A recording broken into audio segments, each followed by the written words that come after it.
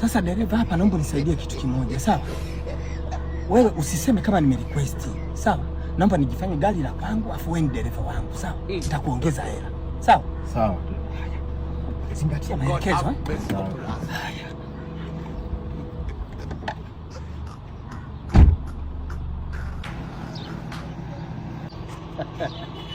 Surprise! Ulikuwa unajua kama na gari? Napenda bana, yaani umenikalisha muda wote hapa kweli na ili jua. Nisamee mimi basi. Unajua ukiwa na gari jipya kidogo mambo yanakuwa na aliyenichelewesha ni dereva. Wewe mzima hiyo gari. Zima hiyo gari, njoo hapa. Wahi haraka sasa. Wewe. Nilikwambiaje pale sheri? Unakaa haya mchumba kama utaniwezesha dada. Una akili timamu wewe? Eti nakwambia una akili timamu wewe. Shit. Oya, bro vipi rafiki yangu tule ana makofi? Umesikia? Wewe era yako iko shilingi ngapi? Nigele langu niondoke bana. Ungepo hivyo usingenunua gari lako.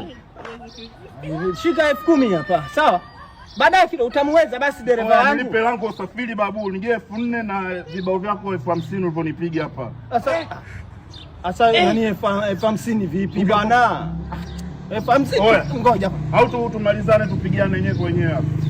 Wa Steve, Kidege! vipi kuna nini hapo tena? Angalia, unamwona yule dogo Kidege? Hao ndo wakupiga hao, wasikuzoe vibaya. Ila ile ni white skim wall putty. Ila inalinda ukuta dhidi ya fangasi. Ninaelekea site. Wao inaitwa kampuni yao inaitwa Magic Builder International. Mafundi wanaipenda sasa hivi wewe. Nigele langu niondoke. Unaifahamu lakini? Umeikali Magic Builder.